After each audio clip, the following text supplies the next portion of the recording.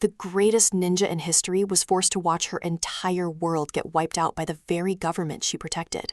If this supreme commander actually fell, it means every single faction we trust is secretly designed to destroy us all. And today, we are going to expose the most insane betrayal plot that the hardcore fandom just completely ignores today. Welcome back to the channel that actually tells the real lore, so smash that like button before we uncover the truth. Let me take you back to an era of absolute chaos, where Tokyo was running under some crazy martial law shadow directives. You have these highly skilled Taimanin operatives basically doing all the dirty work for Prime Minister Asai Kojiro. It felt like a completely normal setup, until Asuka suddenly attacks Asai's office to create a massive diversion for DSO. Asagi engages Asuka in a fast fight that ends with no clear victor stepping away from the ruined office battlefield. Asuka just runs off feeling frustrated because Asagi refuses to treat her like a legitimate threat in any real capacity. Honestly, I always thought Asuka was just throwing a tantrum, but this micro-conflict actually sets up a massive trap. Asagi gets officially deployed by Asai to investigate a sketchy building linked to a highly corrupt political figurehead. But the whole mission instantly turns into a catastrophic setup meant to completely frame the Taimanin for a major crime. They pin the sudden elimination of a politician named Nonomura directly on Asagi to justify outlawing her entire crew. Asagi barely evades capture from an elite soldier squad heavily equipped with those advanced Raiden weapon systems. A mysterious masked Taimanin drops in and pulls her out of the hot zone right before her life ended then and there. This masked savior reveals that Asai and the criminal syndicate Nomad are secretly collaborating to run the government. So now Asagi is forced into hiding while the entire nation aggressively transitions into an oppressive martial law state. Her absolute only ally left inside the corrupt government structure is Yamamoto Nobushige, who promises to clear her name. While she hides in the shadows, the infamous Khanda Brigade launches a terrifying siege directly against Gosha Village. This brigade operates as the shady military unit of the state, handling all the highly illegal and destructive operations. Multiple young students are captured or wiped out, while Murasaki and Sakura desperately try to evacuate the survivors. You would expect the main hero to immediately rush back and save her captured family from this tragic event happening. But Asagi actually makes the ultimate sacrifice play by choosing to completely ignore her family to protect the network. She realizes she has to physically destroy every single active server holding Taimanin operational data across Tokyo. If Nomad gets their hands on that highly classified information, every single operative deployed globally will perish. I kind of forgot the exact timeline, but it takes her multiple agonizing days of working entirely undercover to do this. She gets some vital assistance from underground contacts like Doggle, who happens to be the estranged brother of Big. The psychological tension here is just absolutely insane because she knows her sister is suffering the entire time. Asagi finally reaches the very last server room and permanently wrecks the hardware right before Khanda Brigade hits. They ambush her with multiple heavy Raiden units and ruthlessly drop the news that Murasaki and Sakura have perished. Hearing that her family got wiped out completely shatters her mental barriers and forces her into a dark demon state. Asagi unleashes her catastrophic demonic transformation and completely dismantles endless hordes of demon forces. But overusing that demonic form completely drains her physical stamina, and she gets captured by Edwin Black himself. Black immediately drags her battered body down to the Palace of Darkness, located deep within the Yomihara headquarters. This terrifying place houses an upgraded demon arena where they constantly force captives to fight in awful games. He aggressively places Oboro in charge of completely breaking Asagi down into a highly obedient and submissive asset. Oboro actually tries to subvert Black by slowly planning to eliminate Asagi without making it look super suspicious. They implant a sinister slave seal directly onto her body, which forcefully binds her entire soul to a wicked tattoo. This modification allows Oboro to physically manipulate her actions much more effectively than her standard ninja arts. Now, this is the exact moment where the lore drops a massive pattern interrupt that completely changes the perspective.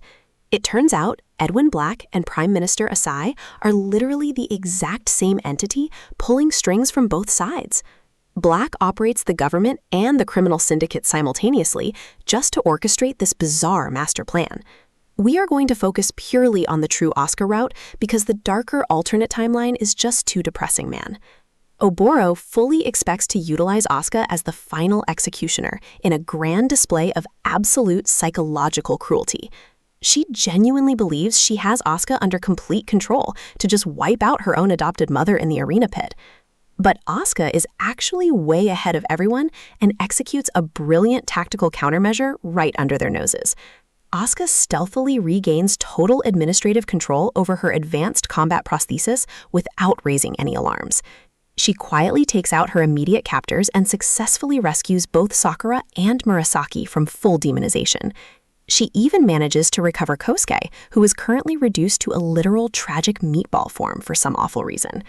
The craziest part is that Asuka strategically positions a hostage with pockets completely stuffed full of explosives.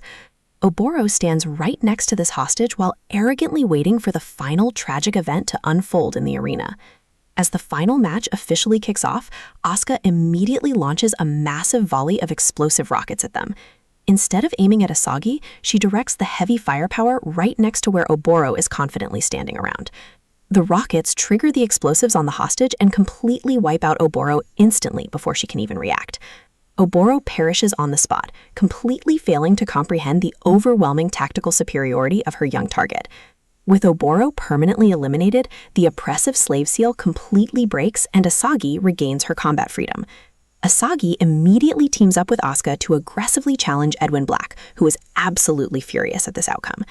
This guy transforms into his horrific true form and unleashes insane gravity manipulation powers on both of them. He spams a ridiculous arsenal of heavy weapons and utilizes rapid healing skills to continuously pressure our heroes. We also learn Black had previously eliminated the masked Taimanin, who was actually the real Kokawa Oboro earlier. This specific revelation makes the entire confrontation incredibly personal for Asuka as she pushes her limits harder. Asuka manages to land a devastating strike with her heavy particle cannon that brings Black extremely close to death. But Edwin Black is an immortal entity who views himself and Asagi as some sort of twisted godly Adam and Eve figures. He forcefully plunges his hand directly into Asagi's body to initiate a catastrophic universal reset sequence. Black rapidly generates a massive dark orb of intense gravity that threatens to completely swallow the existing world. He intends to forcefully fuse his essence with Asagi to construct an entirely new universe free of any darkness. The stakes are quite literally the entire existence of the universe, resting on Asagi resisting this forced fusion. Now here is the ultimate climax that makes Asagi the absolute undisputed champion of psychological endurance in gaming. Despite her essence being actively consumed, she displays a terrifying level of willpower that defies all logic. She remains perfectly conscious inside the overwhelming eye of the dark gravity storm while everything else breaks down. Because she is trapped right inside the dead center of the vortex, normal physical forces fail to affect her gear. Asagi physically draws a specialized kunai, heavily charged with pure Taima particles, and viciously strikes his head. This brutal physical interruption completely shatters Black's concentration for just a few critical milliseconds. Asagi immediately capitalizes on this tiny opening by charging her heavy particle cannon to its absolute max capacity. She fires an overwhelmingly massive blast of pure Taima particles directly into Black's regenerating physical structure. The dense particle energy violently disrupts his universal reset ability and completely halts his fast regeneration. Edwin Black slowly disintegrates into absolute nothingness, permanently wiping his immortal existence out of reality. The massive dark orb violently collapses in on itself, and the entire world is miraculously saved from total destruction. Nomad suffers an absolutely devastating operational blow, with their primary immortal leader completely wiped off the map. Asagi proudly proclaims that she respects Asuka as a genuine Taimanin warrior, and they finally find some mutual peace. Nobushige utilizes Nonomura's hidden letters to completely clear the Taimanin name across the entire government.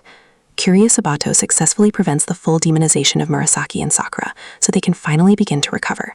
They even manage to restore Kosuke's shattered mind, though he hilariously remains trapped as a bizarre meatball. This massive conflict completely reshaped the power dynamics of Tokyo and proved that total control is an illusion. The Taimanin operatives transitioned from hunted outcasts back into essential protectors of a deeply fractured society. Honestly, I feel like Asagi was never fighting just to save the world from some generic villain's universal reset. She was basically fighting to protect her right to simply exist, without being a pawn for powerful manipulative monsters. It really makes you wonder if humanity even deserved to be saved when their government orchestrated this tragedy. That dark irony is what makes the story so beautiful to me, so I will definitely see you in the next lore video. If you want more uncovered gaming secrets that the mainstream ignores, hit that subscribe button before you miss out.